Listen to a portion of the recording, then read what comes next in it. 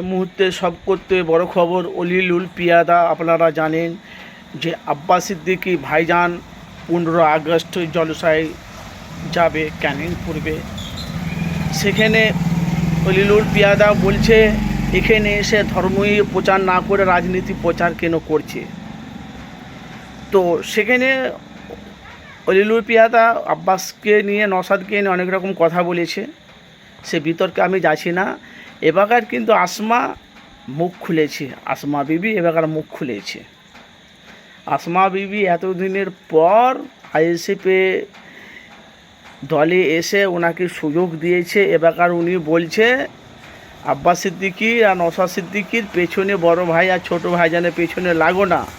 আর অলিলুল পিয়াদা বলছে কি আপনি হেঁটে আসবেন, যাওয়ার সময় পাবে না পায়ে, মানে অনেক রকম বিতর্ক কথা বলছে। সেখানে বলছে তোমার মুখের জবানটা ঠিক করো, রাজনীতি করছো রাজনীতি করো, উস্কানি দিয়ে কেন রাজনীতি করছো।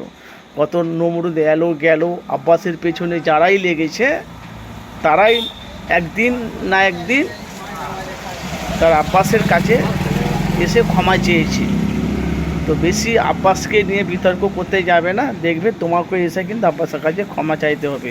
এটা কিন্তু আসমা বিবি আইএসএফের তরফ থেকে মানে উনি বলছে, মানে এতদিন তাহলে আসমা বিবি ঘুমিয়েছিল, এতদিন আসমা বিবি ঘুমিয়েছিল। লোকসভা নির্বাচনের ভোটের পর চলে গেল তৃণমূলের দলে।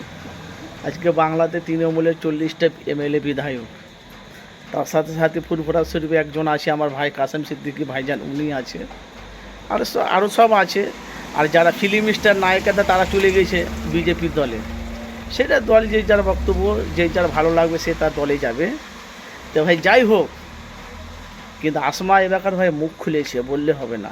মানে অলিলুল পিয়াদাকে কঠিন হুঁশিয়ারি করেছে আসমা বিবি। সোশ্যাল মিডিয়া আপনারা দেখতে পাচ্ছেন, ইউটিউব ফেসবুক কাঁপাচ্ছে, সোশ্যাল মিডিয়া ইউটিউব ফেসবুক কাঁপাচ্ছে আসমা বিবি, যেহেতু আইএসএফের দলে এসেছে।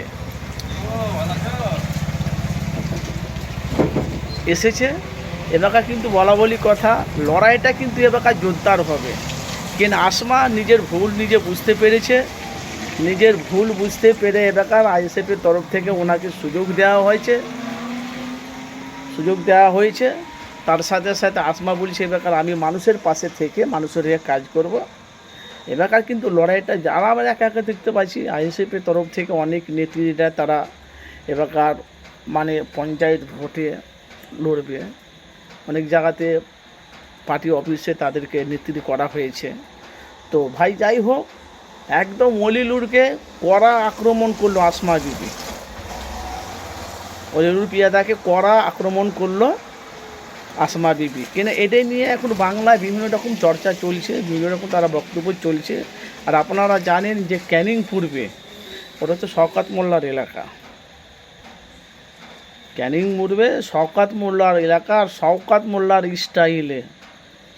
মোল্লার স্টাইলে আব্বাস সিদ্দিকীকে আক্রমণ করছে। আপনারা জানেন যে এখন বলা বলি কথা, শওকত মোল্লা এখন জেলে আছে, ছুটি তো পাবে, আজ হোক কাল হোক ছুটি তো অবশ্যই পাবে, সেটা আলাদা ব্যাপার, সেটা তার পার্সোনাল ব্যাপার।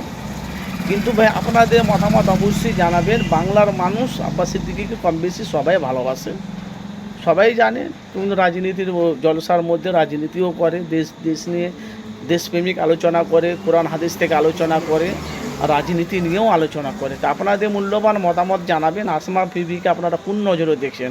কেন আইএসএফের তরফ থেকে এখন আসমা বিবি মুখ খুলতে শুরু করেছে।